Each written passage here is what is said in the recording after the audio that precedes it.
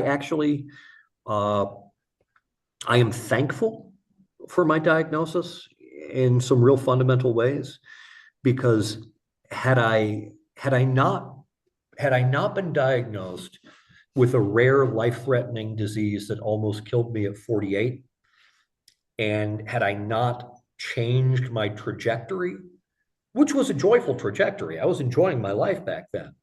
But if I had not changed my life, the past 10 years would not have been 10 years of becoming healthier and healthier and healthier.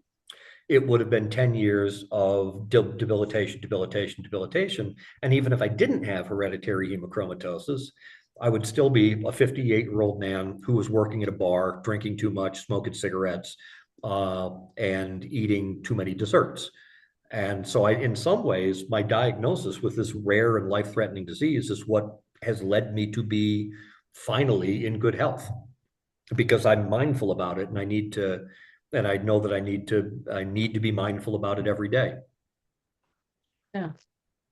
So this does share a lot of commonalities with superficial siderosis. You might want to look into that one. But have you tried chelation therapy? I never have. No, I talked to the doctors about it when I was in the hospital because at that point we were looking for anything. Yeah. The my first couple of weeks in the hospital. So once Dr. Niab gets me from the step down unit to the cardiac ward and decides she's going to take over my care, uh, the first thing she had to do was to try and do interventions to allow me to be healthy enough to start to do the phlebotomy because my cardiac function was so weak. At first, we couldn't start with phlebotomy uh, because I couldn't lower the blood volume in my body at all, or else my heart would stop. Uh, and we talked about chelation, and the response of Dr. Nayab and another doctor who I want to mention, her name is Dr. Judith Lin, who is an absolutely incredibly brilliant hematologist, blood doctor, who was the one who guided me through this mostly. And she just had an incredible eidetic memory. She would come into the room and she would just have in her massive, beautiful brain like 100 different, you know, uh, all of the blood work, and I can kind of have some understanding of what my hematocrit level is, but there are 100 different variables, and she seemed to have them all in her brain. She was brilliant. And between Dr. Naib and Dr. Lin, they determined that the chelation therapy just wouldn't be that helpful for me, and that what we really needed to do was focus on getting me in good enough shape to start to do the more radical intervention, which was the continual phlebotomies. When they finally did get me to that point, I ended up doing 6 phlebotomies in 3 days. And so they essentially removed about half of the blood from my body over that week because they needed to just do everything they could to remove the iron. But we never went to chelation. There was some suggestion that if I drank black tea, it would help to bind the iron, and so I did that kind of stuff. But we never did a formal chelation therapy in the hospital, and I have not done it since. You've had a fairly incredibly adventurous life, traveling, bartending, teaching. How did how did hemochromatosis affect those experiences? You know,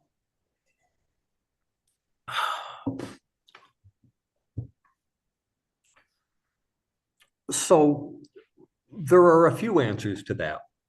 The first is that my hemochromatosis, in some ways, before my diagnosis with it, allowed for that adventurous life.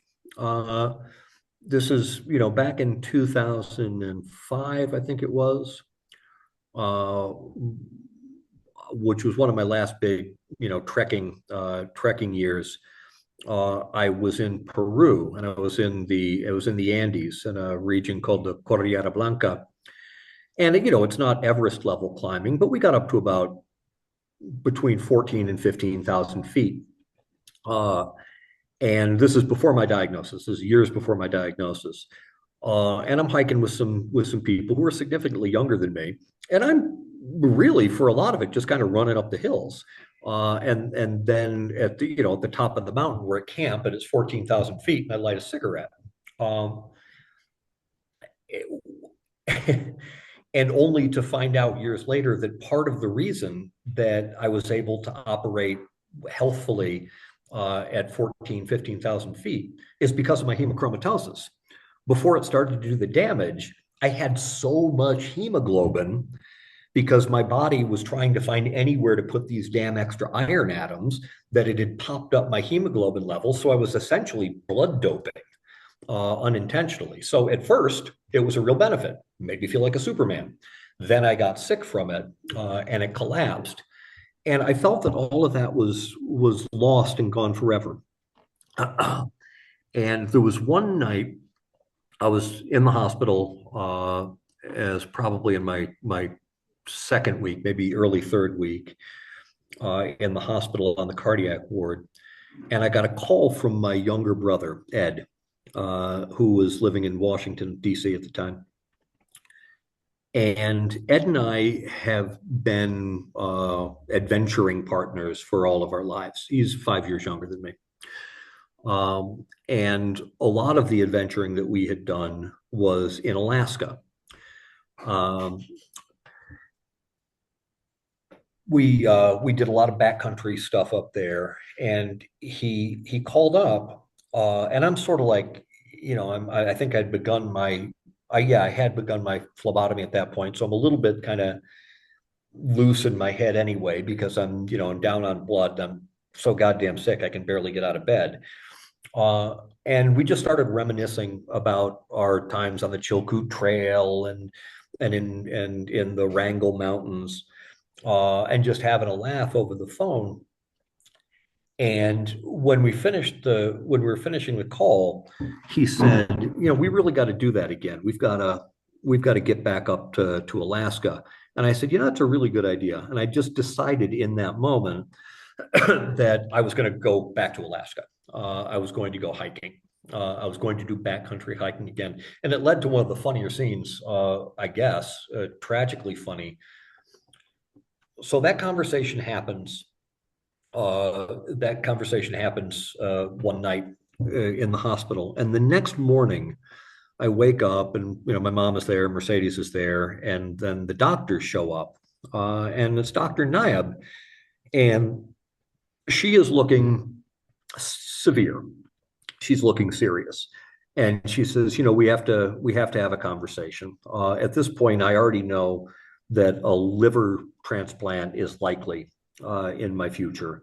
But that day, Dr. Niab came in and she said she was talking with a heart surgeon and looking at the level of damage that had been done to my heart. They were pretty sure that I was going to need a heart liver transplant in order to survive. And they felt that day, this was the conversation we needed to have, is that in order for me to have a chance of living long enough to get to the top of a donors list for a heart liver transplant, which they estimated would take about 7 years, I would need to have a heart pump, a ventricular assist device, a left ventricular assist device, or something like that, surgically implanted. And so she described it, and she said the doctor would cut into my chest and he would take a small electric motor called an impeller and would surgically attach it to my left ventricle. And that impeller would then it would spin at like 1,000 rotations a minute or something like that. And that would then pump the blood through my system. And she said it would make up for about 90% of my cardiac function.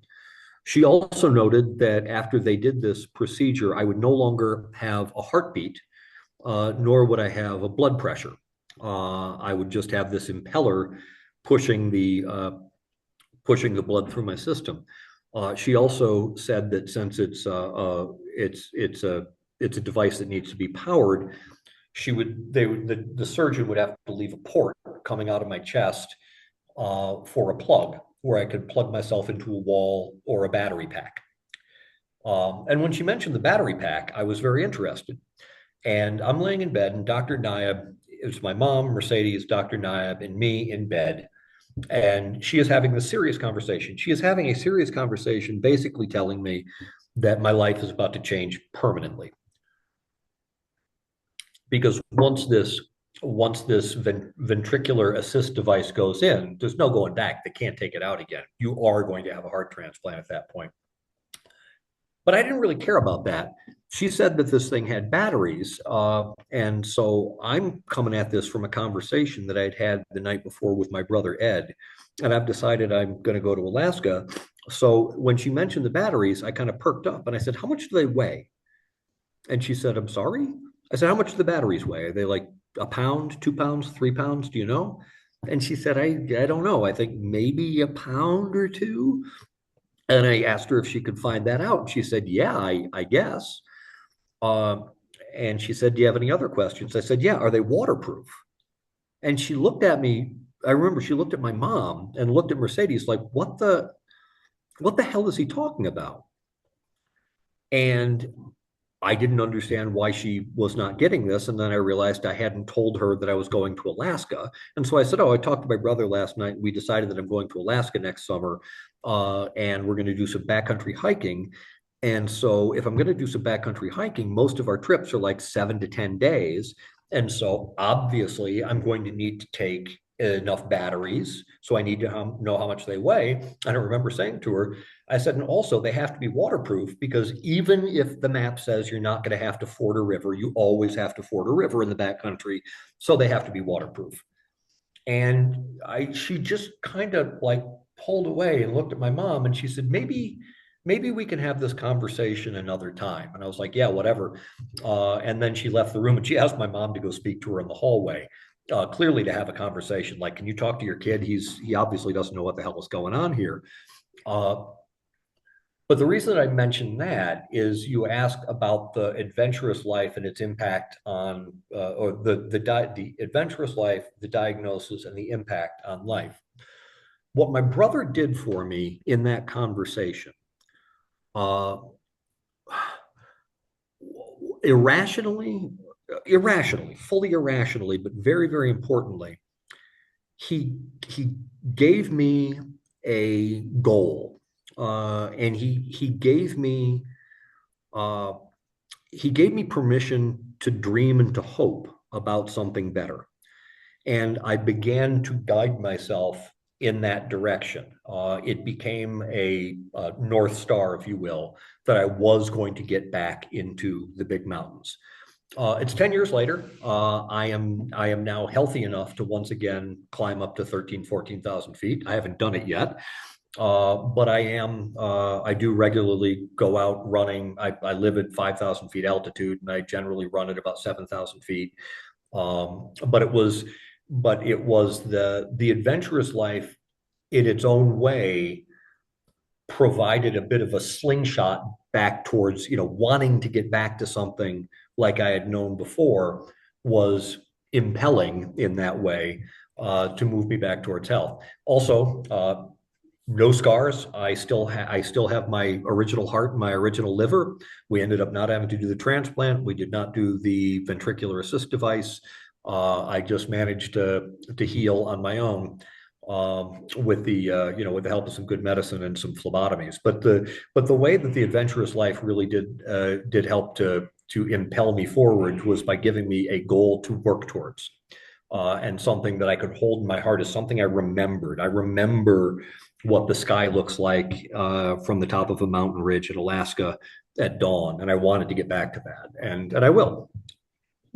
So what's something about living with hemochromatosis that most people don't realize? The I would say that the most beautiful thing about it, is, see how to put this.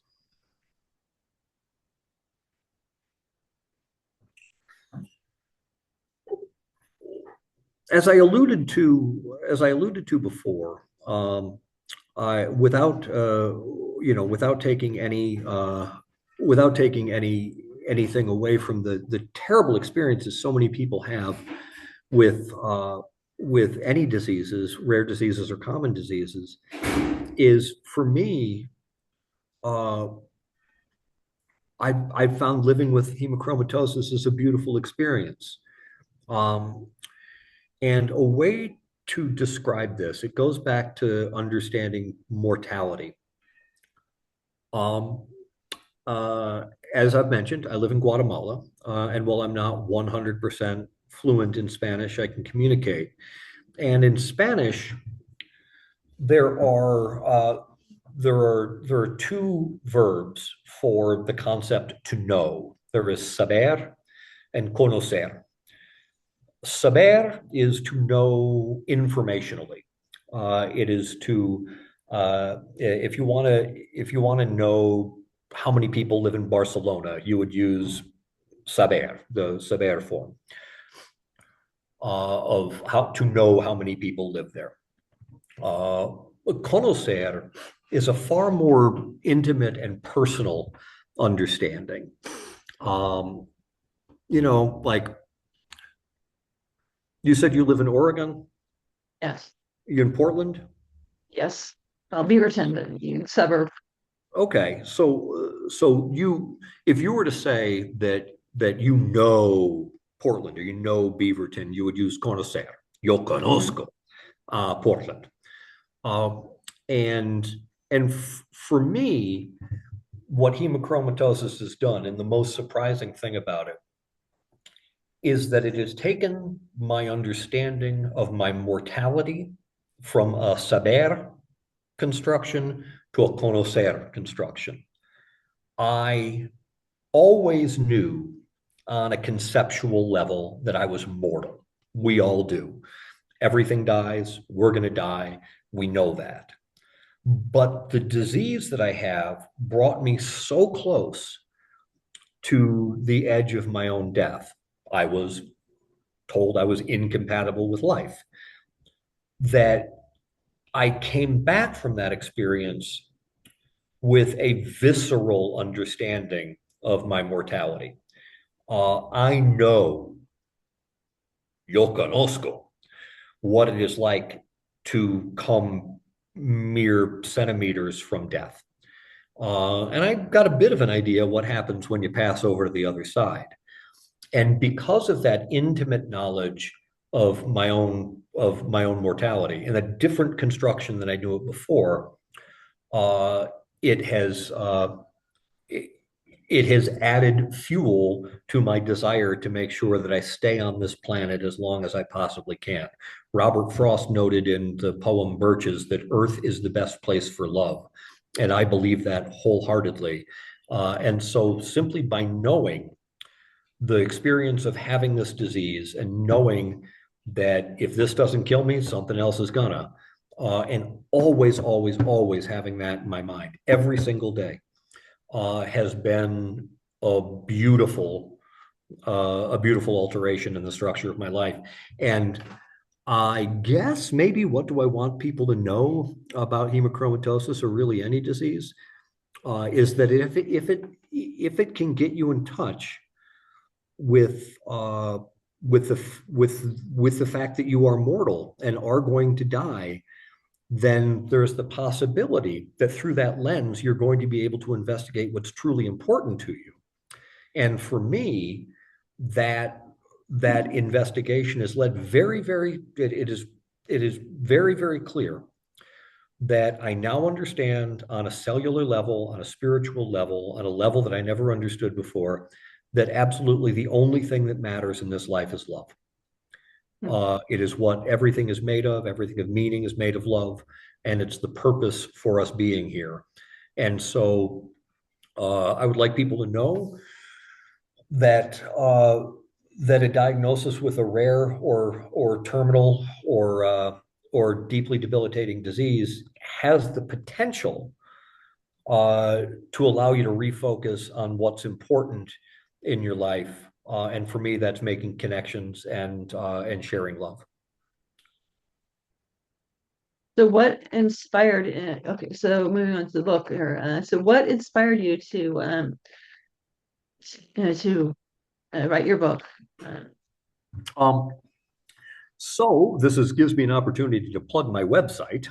If anyone would, and we can include these links, I'm sure, in the yeah. down below. But my website is michaeljtalon.com, very creative. And on that, there's a splash page when you enter, and it allows you to read the introduction to the book, which I posted online. The book, by the way, is currently with my agent. I'm signing a contract later today or tomorrow. Yes, I'm very happy about that. I contract with my agent, not with a publisher, not yet. But in that introduction, I kind of tell the story about what led me to write the book, and it goes back. It's a story that starts many years before I got sick in the mid 1990s. I was at a play. I'd been invited to a play in New York City. The play was called A Couple of Blaggarts, and it was written by Frank and Malachi McCourt, both authors themselves. Malachi, there were two brothers. Malachi wrote a wonderful book called A Monk Swimming, which which he explains in the book. The title comes from his misunderstanding of the Hail Mary when he was a kid. Blessed art thou, a monk swimming. And Frank McCourt, who's the more famous of the brothers, wrote Angela's Ashes. And at this play, Malachi was on stage and Frank was in the audience. And at the end of the show, I was called down to say hello to Frank. And I absolutely, he had just won the Pulitzer Prize for Angela's Ashes. And being a cool hipster New Yorker at the time, I did not want to talk to Frank McCourt about how I read his book and how it was fantastic, because I didn't want to be just yet another one of the millions of people he talked to who said that he had read his book. And so I'm going to meet him through a friend who was introducing us. And I thought, what the hell can I talk to this guy about that isn't about his book? And I remembered that Frank, before he wrote his book, was a teacher in the New York City public education system. And at the time, I was teaching high school in Brooklyn in the public system. And so I'm introduced to Frank, and I shake his hand, and avoiding the topic of the book altogether, I said, "So Frank, I hear that you were a teacher at Stuyvesant before you wrote the book. I'm a teacher over at FDR." And I asked him if he ever missed the classroom, and he said he missed the kids, but not the administration. And then he said, and he had a wonderful Irish accent, which I will butcher. And he said, "I got a question for you, boyo." He says, "What tier are you?" And it was a question that only another teacher would ask. He asked me about my retirement tier. He was tier 1, I was tier 4. And when I told him I was tier 4, he said, oh boyo, you can't retire on that. That's a pauper's pension, son. You can't retire on that. You're never going to make any money off that. And he says, "But I got an idea for you." So Frank had an idea for me. I leaned in. He says, "I'm not sure if you know, but I recently wrote myself a little book, and it's going gangbusters. Maybe you should do that. You should write yourself a book. You'll make a fortune." And so I had always had that story in my mind. And before we parted, and I turned to Frank, he was going to be taken away to another conversation. And, kind of jokingly, we're having a good conversation at the point. I said, "So, Frank, tell me, if I ever do write a book, what's your one bit of advice?" And he's the author of Angela's Ashes, which, of course, the Angela was his mother, and the ashes were her ashes after her cremation. And the one bit of advice he gave me was to make the title dark, but to fill the pages with light. And many years later, once I had been in the hospital, and once I was beginning my recovery, and once a doctor friend explained to me that I had been considered incompatible with life, I realized that I had a very dark title, and that it was a good story to tell. And it was one in which I could, in fact, in the end, fill the pages with light, because I view this experience with this debilitating disease that has caused so much suffering to have allowed me to refocus my life onto living in a more positive and vital way. And so the decision was, one, I'm a writer. It's what I do. I wrote a magazine. I write essays all the time. I do a lot of political commentary. Uh, and helicopter going overhead. Hang on just one second. I live in a helicopter corridor. Um, but it was an opportunity. I've made this joke with a number of people before, but if you're a writer, the best thing about almost dying is the almost part, and the second best thing, but a very very close second, is it finally gives you a story to tell. And it was a story that had the meat to hold up, to hold up 250 pages of work, and it also gave me something to do. This is just one other thing that I actually don't often think about or talk about. But at the time, like in the first years of my recovery, when at first I could only walk for around the block once. I could only sit up in a chair for half an hour at a time. Just the simple act of sitting at a computer and concentrating for a few hours, and to get your brain to focus on something for a few hours at a time. When I started writing, actually trying to tell this story, was a part of the recovery in and of itself. It was as much as going to the gym. It was sort of like going to the gym for my brain. So that's why I wrote the book. So what's the hardest part about writing about your illness?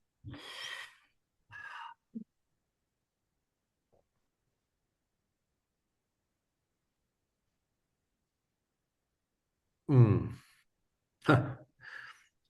It's all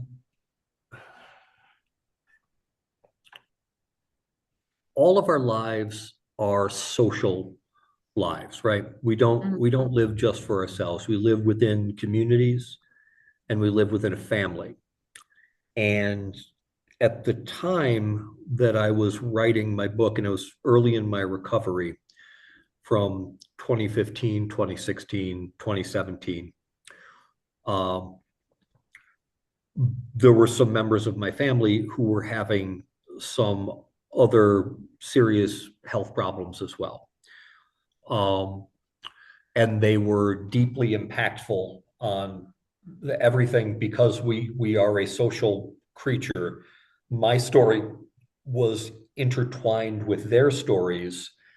Um, and so technically, the hardest thing about writing the book, uh, and also emotionally, the hardest thing about writing the book, was trying to figure out how to tell a narrative through line that made sense, but that I only have the right to tell my own story. And so I had to, in some ways, work around some of the other issues that were happening in my family at the time, uh, because I didn't have the right to speak about what was going on with other people. And doing so could have caused pain. So technically, that was difficult. To be able to tell a true story while also protecting the privacy of other family members. The hardest thing about writing about the disease itself, um,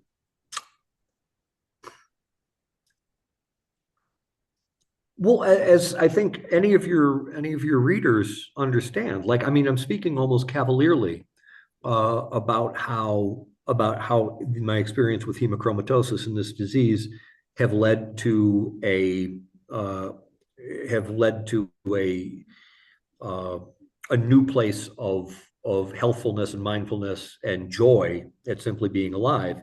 But arriving at that point is not easy.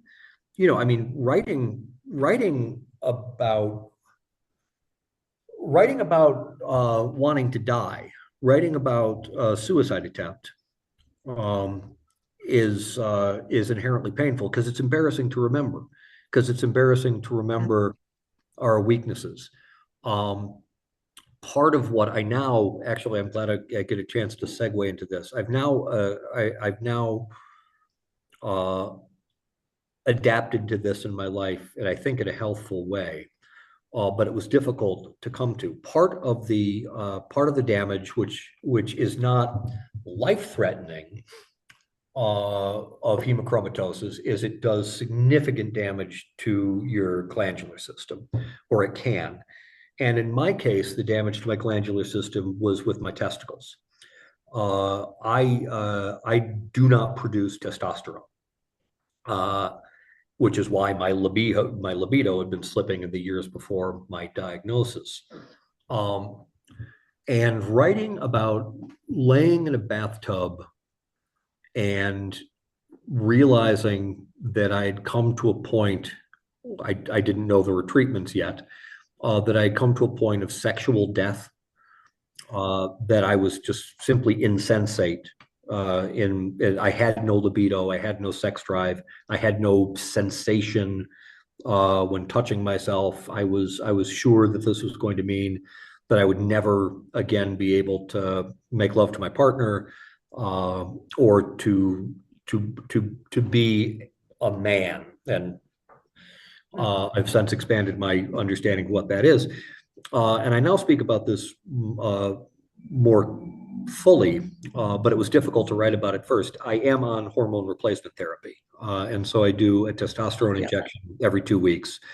Um, and that was difficult to confront just because it got to, some issues of root identity, and to be able to be vulnerable enough to write about my struggles with my sexual health was probably the most difficult part of the emotionally of writing it, but also probably one of the most fruitful parts as well, because now I really do make an effort to be open. I'm open with my friends and in my community about being on hormone replacement therapy, because I think doing so, particularly for a man, I think that it has been more common at least over the course of my lifetime, for women when they go through menopause to do hormone replacement therapy, but it is not often talked about when men have to do it. And so I find that it's socially beneficial to be open about those things, because if we speak about these things, we remove taboos about these things. It allows other people to hear and to not feel alone, and to seek some help and guidance as well. So what did you learn anything along the way about yourself when writing the book? Oh, sure. Yeah. Yes. Yeah. I mean, then I've alluded to it in the conversation already, Yeah. but really the fundamental lesson uh, is understanding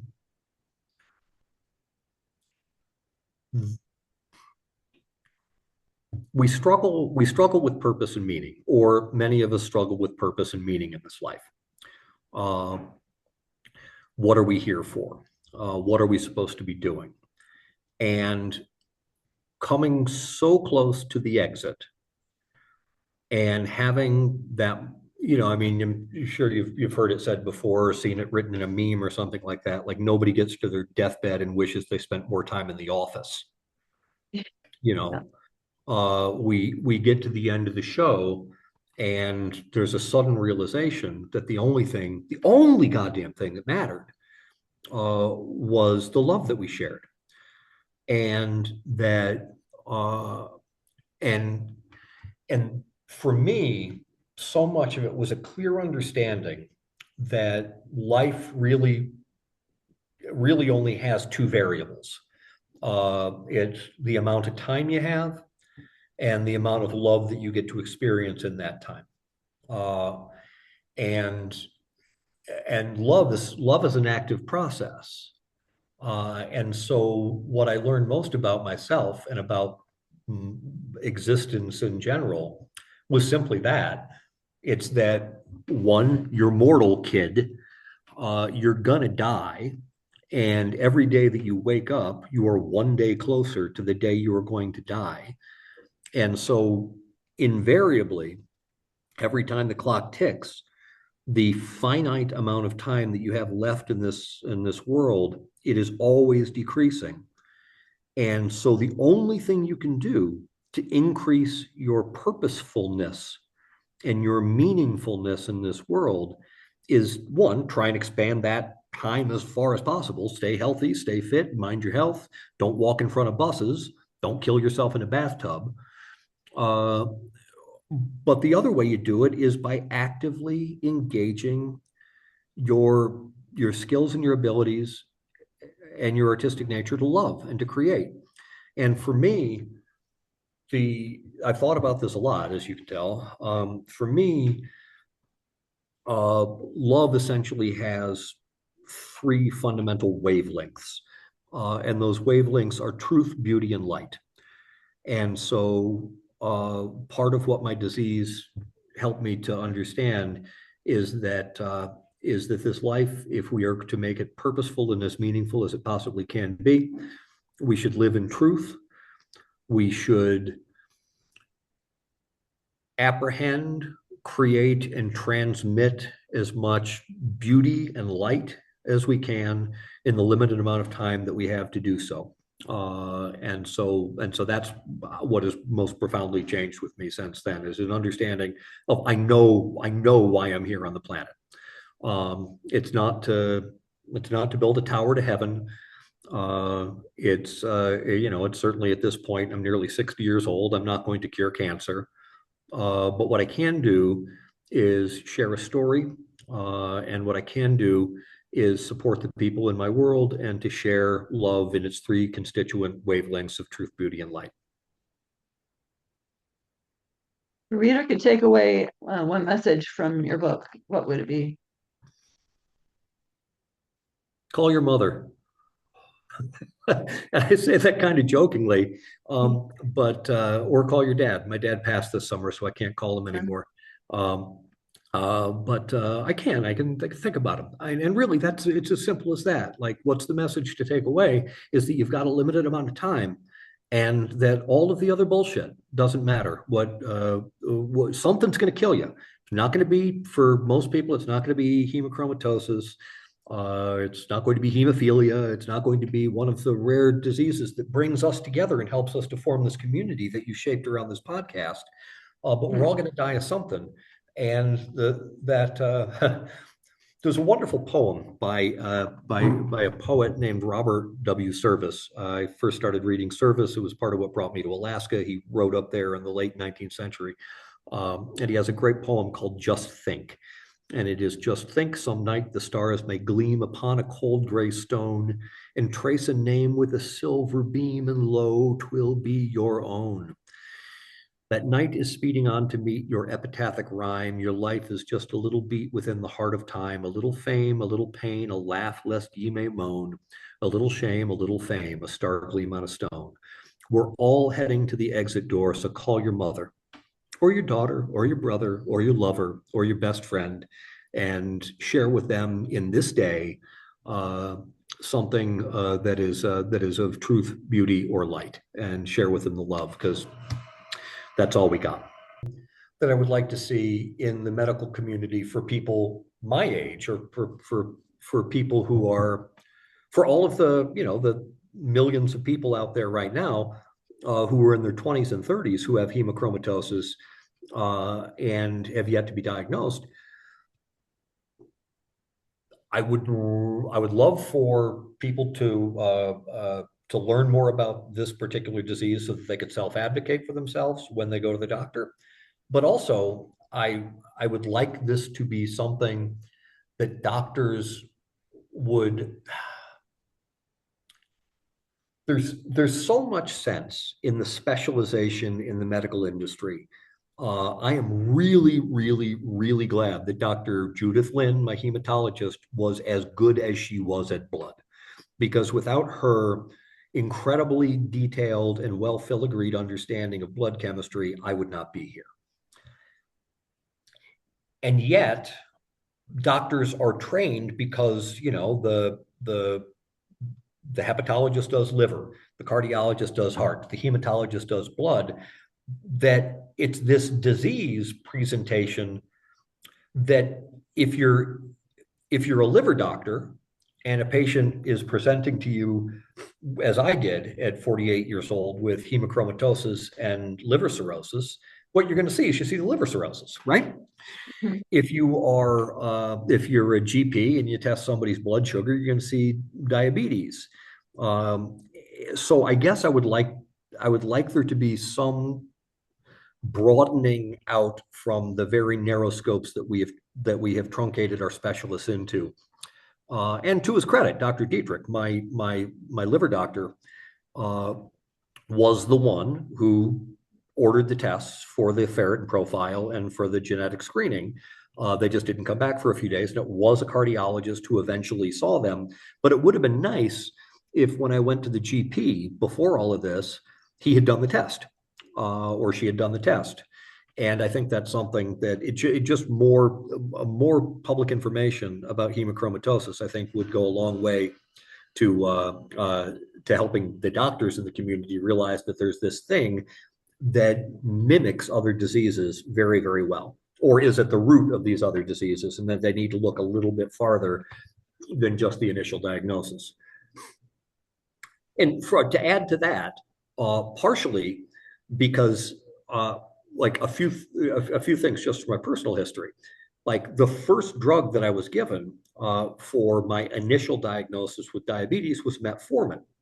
I was given that by my GP, who knew I had diabetes but didn't know that I had liver disease, and metformin is metabolized by the liver. And so the metformin I was taking was doing liver damage while I was taking it. The liver doctor, who saw that I had portal vein hypertension and needed to save me from that, prescribed me with Nadolol, a beta blocker, so that I would lower my portal vein hypertension, not knowing I had heart disease. And so the two of the interventions that were first initiated for my diabetes and for my liver cirrhosis were just causing more add-on problems. The metformin caused more liver damage. The liver medication caused more heart damage. And so if you could just pull out the lens a little bit more and see that this is a problem, a more global problem, it would be helpful. And also right now, all of the medications that I have to take because of my liver damage, they have to be designed to be metabolized by the kidneys. And thank God my kidneys are still working. So now rather than metformin, I take a drug called Januvia. My blood thinner, I don't take warfarin or Eliquis because they're metabolized by the liver. I take Pradaxo, which is metabolized by the kidneys. So now that we have this overarching diagnosis, we can target my medicines so that they don't cause add-on problems with my other medical conditions. So I kind of wish that doctors just had a little bit more of a global view. And more than anything, that patients and parents advocate for themselves. It drives me nuts that like it's a genetic condition. So like, you know, if you diagnose one member of a family with it, then one, it is the responsibility of the other members of that family to go see their doctors. But also, if there's a family, it's something that should be checked on family history. Do you have a family history of mental illness? Do you have a family history of hemochromatosis? Because then it would just you would get people more attuned to doing the genetic profile testing and to get it before the damage starts to be done. Um, what would your let's see, what would you give to what advice would you give to someone newly diagnosed with hemochromatosis? Don't give up. Don't give up. It's hard. Uh,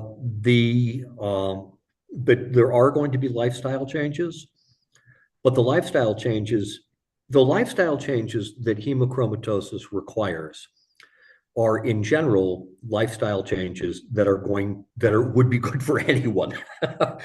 And it sucks to be forced into them. And anyone such as yourself, Joanna, who has to heavily adjust their diet. I mean, you start to understand like exactly how big a role the consumption of healthful food or any food uh, takes up as a part of your daily activities.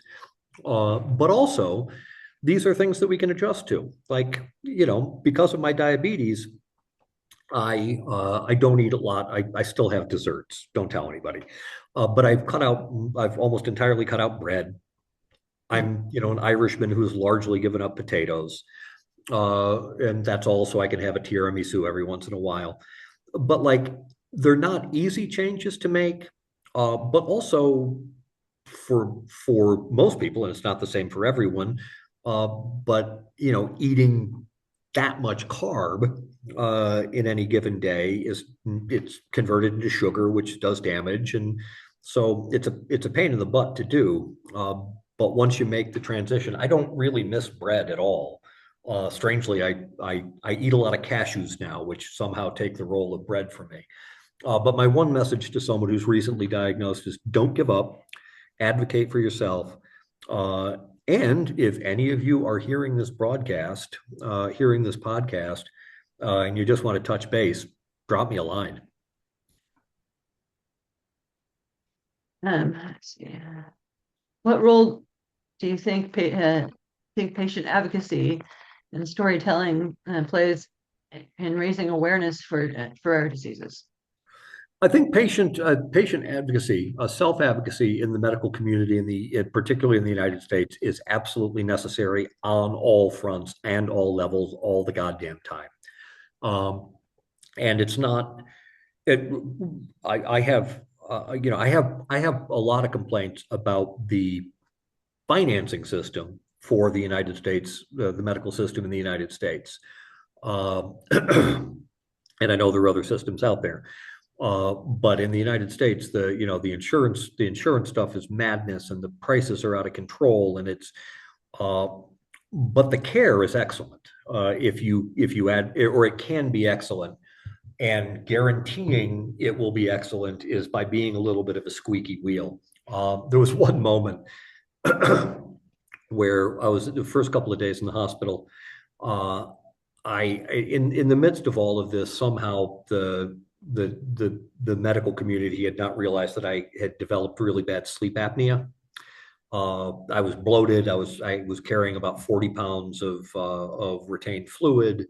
I was heavy, and I needed a CPAP. I needed to wear a CPAP machine, which they hadn't given me, probably because they didn't hear me experiencing sleep apnea when they were when I was in the room and they were out in the hall. And it was terrible because every time I closed my eyes, I was having these dreadful nightmares about being basically pursued by death, because I was not breathing when I closed my eyes. And I remember very clearly my mom, who's now 83, she was 73 at the time, a demure, mindful, thoughtful, polite, kind woman.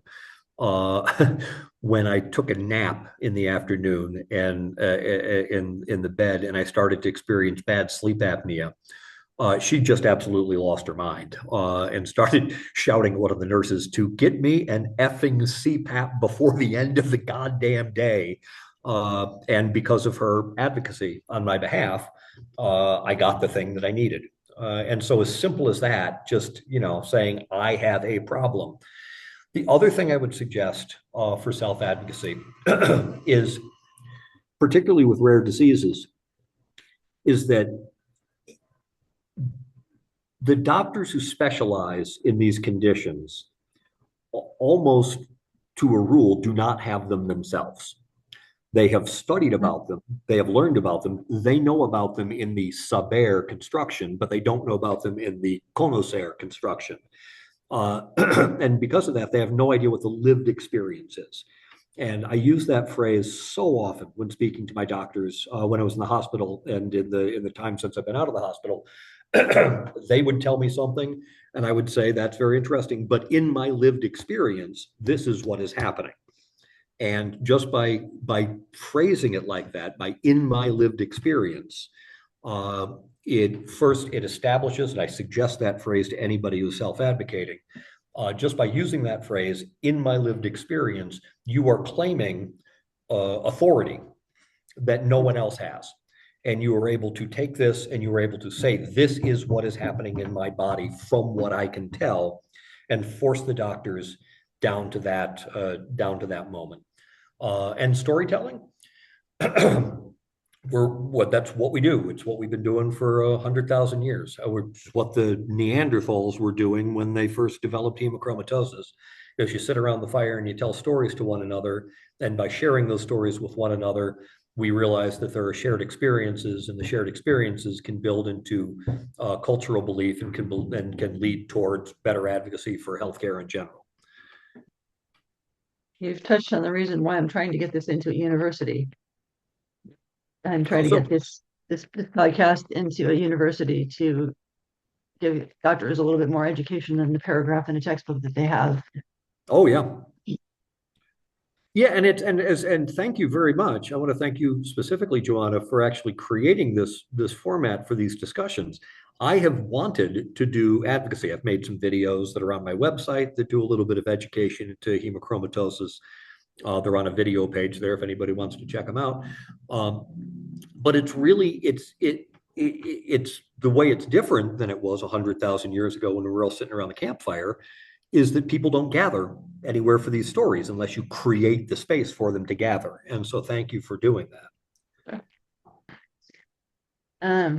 Do you have any future projects Sure related hope to so.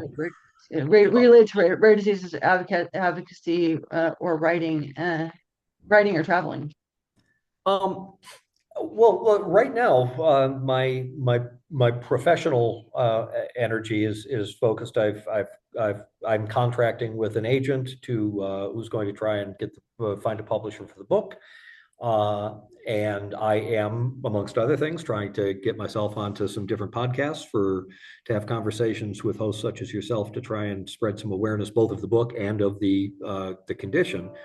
Um, and for future travel plans, there is a big ass volcano that is very close to where I live in Guatemala, and I plan to climb it very soon. It's not quite the 14,500 feet that I hit in the Andes, the 15,000 I hit in the Himalaya, but it's 13.5. Kind of want to do that for a Hopefully it doesn't challenge. explode before then. Well, actually, it's wonderful. The volcano is called Acatenango, and it looks down over an active volcano called Volcan Fuego. And so it's really dramatic. Acatenango is a dormant or extinct volcano, and it's just far enough from Fuego that if Fuego blows, you're probably still going to be okay. But I'm Yeah. hoping to do that soon. And also, I am very much hoping to finally get back up to Alaska. It has been a long, long time. And at nearly 60 years old, I got to say I'm not as crazy about sleeping on the cold ground as I was when I was in my 30s. I could rough it for a little while, and I want to get back out and do some hiking back in Alaska, where so much of my adventuring was when I was younger. Yeah. Been to Alaska a couple times. They have anything there where they turn their trees upside down and they flower out the top. It's on a cruise ship, and Oh, it's neat. uh, um. Have you have you noticed any unexpected effects of the changing in of changing your diet? Yes. Oh, yes. Changing my diet, and if we expand that out from food to any intake, the biggest change in my diet is that I simply don't consume alcohol anymore.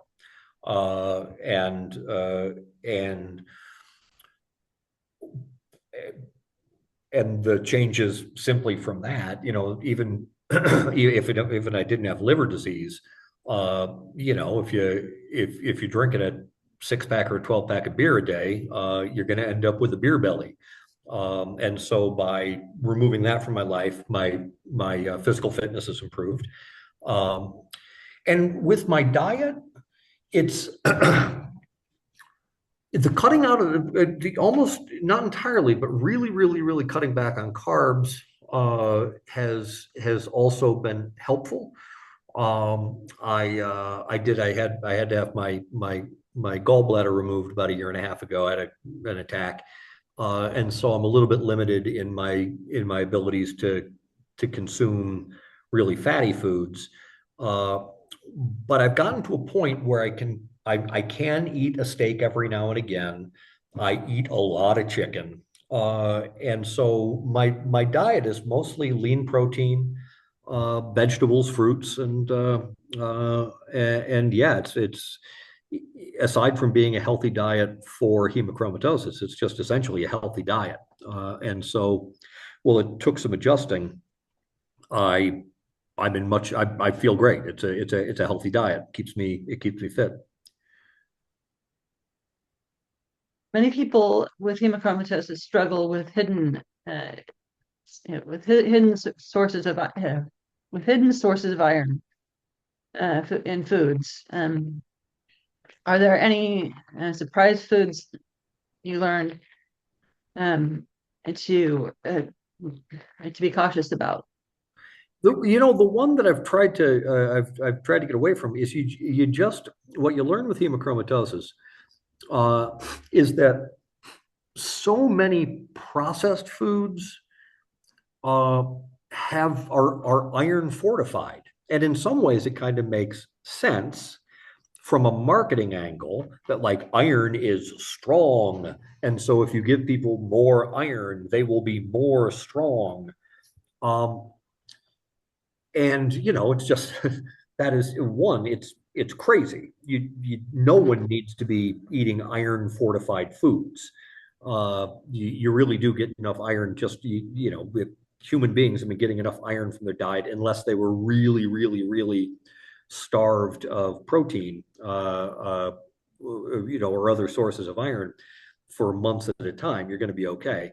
But milk and all the other things that have added iron are kind of a pain in the ass to avoid. But also, I've come to a point where I've lowered my intake of the heaviest hit is always red meat. It's anything.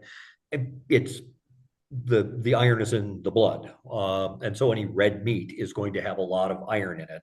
And so if you avoid that, having a little bit of milk in your coffee isn't going to cause too much of a problem. But it's really trying to limit the for me anyway, it's been limiting the big hit iron intakes and not worrying so much about spinach or milk in my coffee. Uh, Many people with hemochromatosis struggle with hidden. Oh, we just did that one. Okay, so yeah. Do you think there's enough public awareness about iron overload in foods? No, but I also have no expectation that that will change at any point. The you know with the it is a rare enough disease that I can't imagine big milk deciding that they're going to launch a campaign to stop fortifying it with iron because too many people believe that drinking milk fortified with iron is good for them. So I don't think that's going to change. And it's more about just educating the person who has hemochromatosis to educate themselves, and to do the dietary readjustments on their own. And also the other thing is so so much of so much of the balance of living a healthful life, like it sucks getting diagnosed with anything. Mhm. Uh, and if but if the result of the diagnosis is a change in behavioral pattern, both in intake with food and a change in behavioral pattern with living a more healthful life, I mean, those are the things that are it's not only the self advocacy within the medical community, but the self advocacy within your own interior domain. You need to constantly remind yourself that there's only one of these lives, and it's your job to navigate it as best as you can. And so for me, rather than trying to figure out how to get big milk to get rid of iron, it is that I need to know that I need to keep my phlebotomy schedule if I'm going to need them. I need to keep an eye on my iron levels, and I need to keep exercising. I also, interestingly, it's I find this kind of fascinating. My experience with hemochromatosis is going to be a little. Everybody's is going to be a little bit different, uh, because we're complex systems and it's a complex disease. One one of the consequences, if we go back to the beginning, with a portal vein hypertension for which Dr. Dietrich gave me the Nadolol, I had overpressurization in my liver that was squeezing the portal vein. That overpressurization blew the pressure forward in my system, and I ended up with what are called varices, which are essentially varicose veins in my esophagus. And I have gastropathy, which is essentially varicose veins in my stomach lining. And I have severe and pervasive gastropathy, which means that my stomach is sort of continually leaking blood into my digestive system, which I then pass when I go to the bathroom when I have a sit down. And so part of my balancing of my iron levels, it's almost like my body collapsed into this in many ways, and one of the ways it collapsed was into this like collapsed but solid structure. I in essence am self-phlebotomizing all the time. And that's not something that everyone with hemochromatosis is going to end up with. But I'm losing blood on a drip of blood on a daily basis, which helps to keep my iron levels balanced. Do you enjoy cooking, or do you find meal planning challenging with your condition? It is an excellent question, and it depends on if I have company or not. When I generally live alone, and when I live alone, I have really kind of taken my diet down to a very utilitarian level. I know what I can eat. I know what tastes good to me. Um, and I don't have a whole lot of variety in my diet. Like, I hope my cholesterol never gets weird because I am a murderer of chicken eggs. I eat eggs every day for breakfast. I have 2 or 3 eggs for breakfast every day. And I do that because there are no carbs. To manage my diabetes, I need to have a heavy protein intake with any meal because that helps to regulate my blood sugar. Uh, and I eat a lot of cashews. For dinner, I have chicken or I order tacos because I do live in Guatemala. Um, and then if I have a guest, I can enjoy some creative cooking, but I'm in no way a chef of any kind. But I can make a couple of dishes that will at least get someone interested in spending time with me. But eventually, I'm going to run out of things to cook. So I just kind of eat simply when I'm on my own. A lot of this is my YouTube channel is actually a cooking channel. Oh, sure. So, how do you balance social situations and dining out while keeping iron intake in check? It's really almost at any restaurant. The bigger issue, rather than the iron, but was part of the condition early on, was going into social situations where everyone was drinking. And part of that was simply by deciding that I was not going to do that anymore. And so I drink a lot of seltzer. And at some point, you tell your friends enough times that you're not drinking, and they stop trying to get you to drink. In social settings, my diet is far less cumbersome to manage than even celiac disease or a lactose intolerance. Like, pretty much on any menu at any restaurant, if I'm feeling that I need to watch my iron levels, I order the fish or I order the chicken rather than the steak. And I often, though almost everybody in my social sphere knows that I've experienced that I have this genetic condition. Um, I don't need to like make it a point at a meal. I can always find something on a menu that's gonna serve my needs. Mhm. It's so much of it, as I noted earlier, that I'm no chef, and Mhm. give me my morning breakfast. It is a breakfast I eat pretty much every single day. Is a Mhm. couple of eggs with cottage cheese mixed in to make them nice and creamy, and a fistful of cashews thrown in, along with some tomatoes or something diced up in there. Yeah. What foods do you avoid? Do you have to avoid to limit or keep or what foods do you have to avoid or limit to keep iron levels under control? Oh, it's mostly red meat. That's the big one. That's Mhm. really the one you have to keep an eye on. There, spinach, as we know from Popeye, Yep. has iron too. Kale has iron, but really the big hitter, there's just no way around it. It's red meat. Red meat is the one that you have to be most mindful of. Mhm. Are there any foods that actually help regulate iron absorption that you found helpful? Not so much. No, it's more. It's not so much. It's not like trying to do dietary chelation in any way. It's really just avoid the intake. Mhm. Uh, did uh, did managing your diet feel overwhelming at first? Oh God, yes. Oh How did God, you yes. adapt?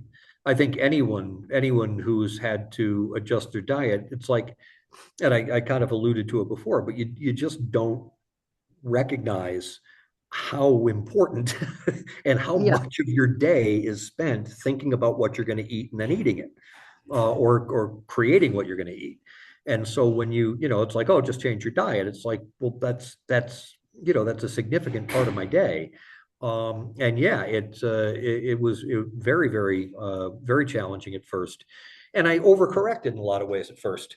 I also was I had cardiac disease at the time, and so the doctor told me to avoid salt. And having to avoid salt is it's sort of like Greek god level punishment for a human being, to go from eating like really savory foods, and then you have to give up salt. And thank God I've been able to reintroduce salt into my system. And I tried for a while when I wasn't eating salt to bring in other spices, but nothing is salt. Um, and so it was definitely overwhelming at first, but ultimately navigable. And again, I just go back all for me, it goes back all the time, uh, to understanding that, like, yes, this is an enormous pain in the ass to have to make all of these profound changes in my diet and the way I live my life.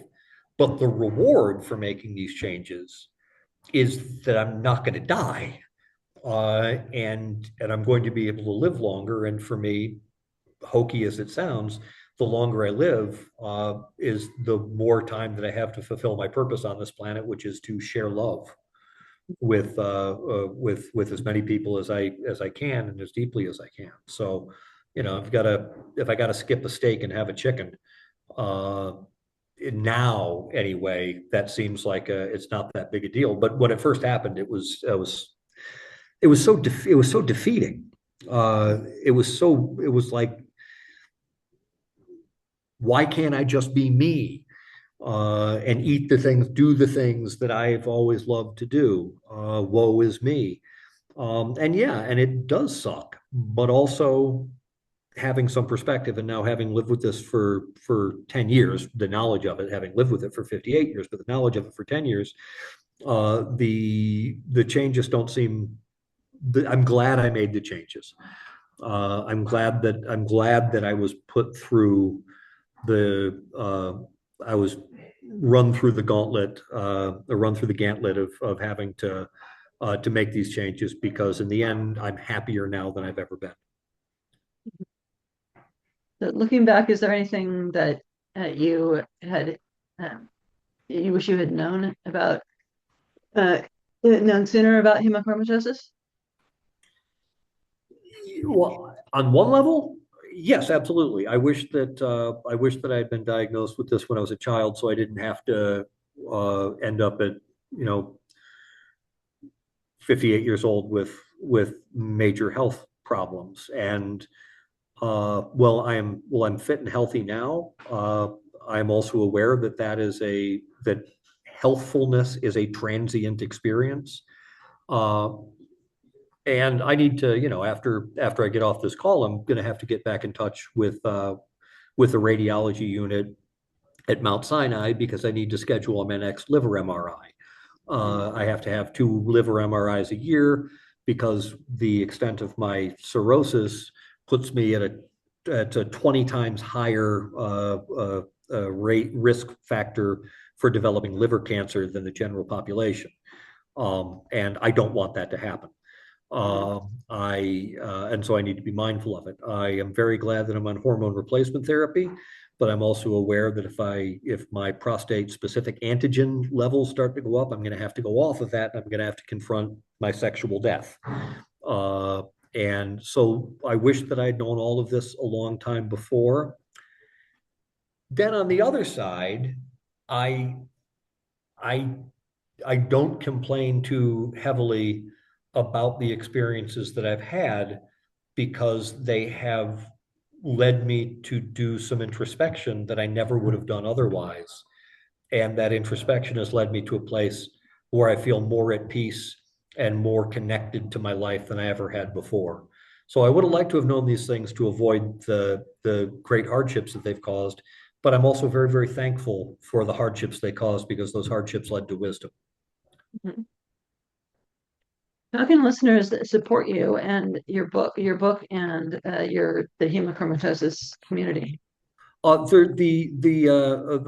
couple of different questions in there. The best way that they can support me is when the book comes out. The title, stick it in your brain, is Incompatable with Life, a story of grave illness, great love, and survival.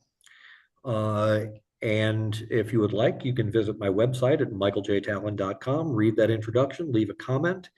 Also, I would appreciate a follow on my socials. We'll include them in the links below, but I'm most easily found on Facebook, at least for the time being. Talk to the rest of your family members and have them get tested too, because chances are you're going to get it. Funny, actually, quick side story. Look, I'm a first-time author. This is the first book I've ever written.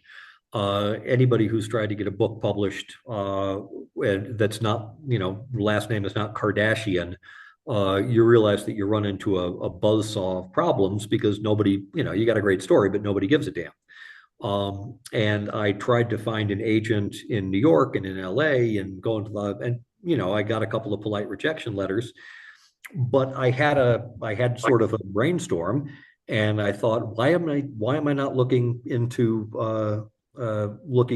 agents who are in the UK or Ireland, where this disease is more common? And my agent that I have is from Northern Ireland, and I wrote my pitch letter to him, and he wrote back to me immediately, and he said, my wife's family has this.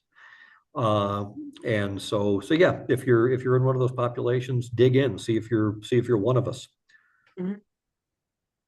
One of us hemochromatites. Yes. If you could have if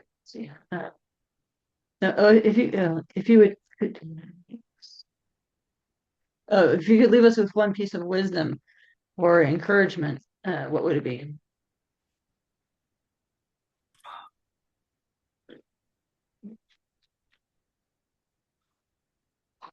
It really goes back to what I said before about calling your mother, or your lover, or your daughter, or your cousin, or your best friend.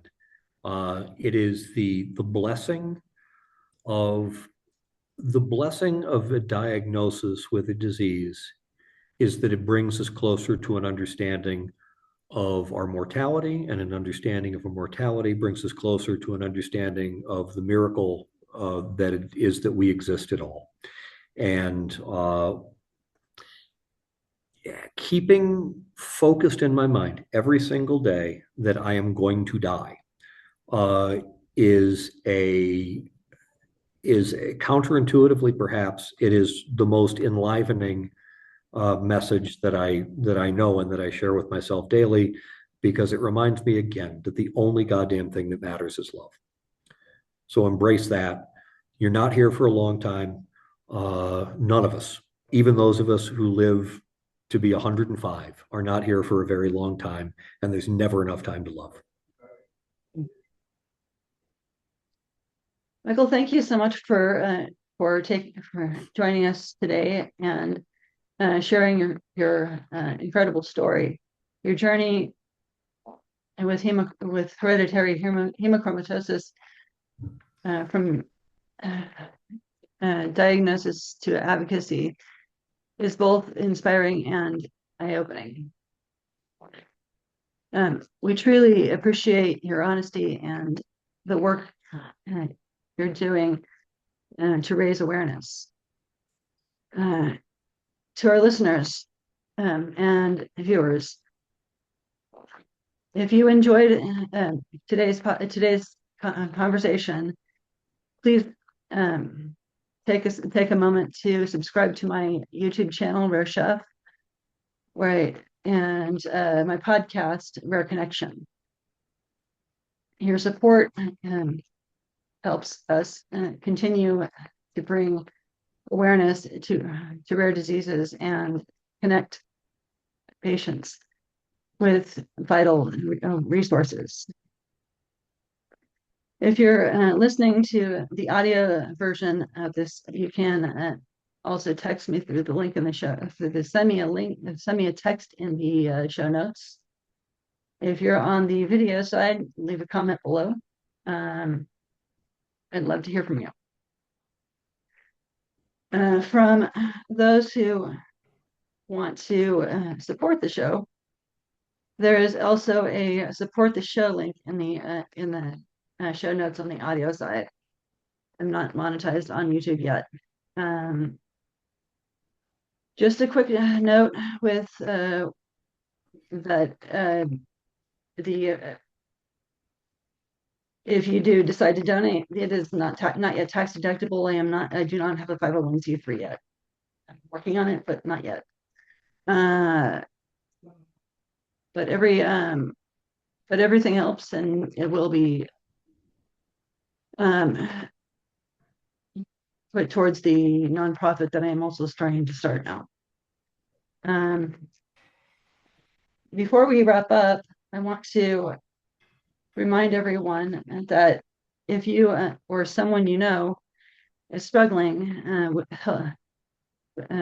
help is available. You can call or text 988 for the Suicide Crisis Lifeline to speak with someone 24/7. You are not alone, and there is always someone ready to listen. Thank you again for being part of Thank you again for being here. Until next time, stay connected, stay informed, and take care of yourself. See you next time. See you in the next episode.